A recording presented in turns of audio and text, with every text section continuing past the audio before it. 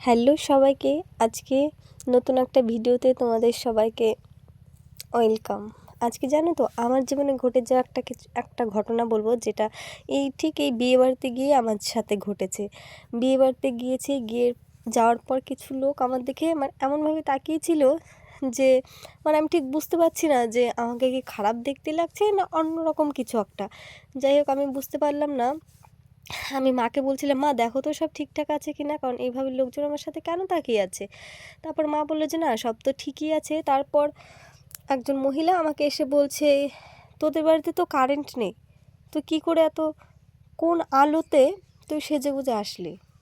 ঠিক আমাকে এইরকমভাবে একটা কথা বললো। তা আমি বললাম, হ্যাঁ কারেন্ট নেই তো কী হয়েছে, কারেন্ট ছাড়া কি একটা মানুষ থাকতে পারে না? সবাই সব কিছু ছাড়াই থাকতে পারে। বলছে না, তুই তো সবসময় বলে বেড়াস তোরা এত বড় লোক, তাও কেন নিজের বাড়িতে কারেন্ট নিস না, কেন এইভাবে লোক দেখাস, কারেন্টের বিল বা কত ওঠে, কিসের জন্য কারেন্ট নিস না, এরকম কথা আমাকে শোনাচ্ছে। তো আমি তখন বললাম যে কারেন্ট ছাড়াও একটা মানুষ থাকতে পারে, সব কিছু ছাড়াই কিন্তু মানুষ থাকতে পারে।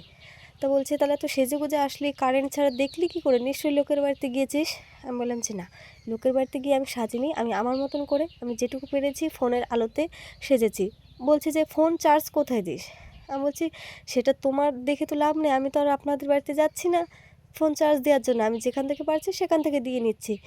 মানে পুরো রীতিমতো আমাকে এরকম কথা বলছে। তো তাদেরকে এসব কথা বলার পর কিছুক্ষণ পরে উনি চলে গেল। তো তারপর আমি মনে মনে একটা জিনিস ভাবলাম যে আমি যাই করি না কেন, লোকের তাতে সমস্যা থাকবেই। কারণ আমি সেজেগুজে থাকলেও তাদের সমস্যা, আর আমি যদি এমনি নর্মালভাবে থাকি তাও সমস্যা, সেই সবার সমস্যা থাকবেই। নিজের মতন আমি থাকার চেষ্টা করি, তবুও লোকে এরকম বলে। জীবনে যখন অনেক টাকা ইনকাম করব না, তখন আমি গ্রামে অন্তত বাড়ি রাখবো না, কারণ গ্রামে বাড়ি রাখলে না এই মানুষ এরকম কথা বলবেই। তুমি যেই কাজ করো না কেন, ভালো করো আর খারাপ করো, মানুষ করবে। টাকা হয়ে গেলে আমি একদিন শহরে ঠিক বাড়ি বানিয়ে নেব।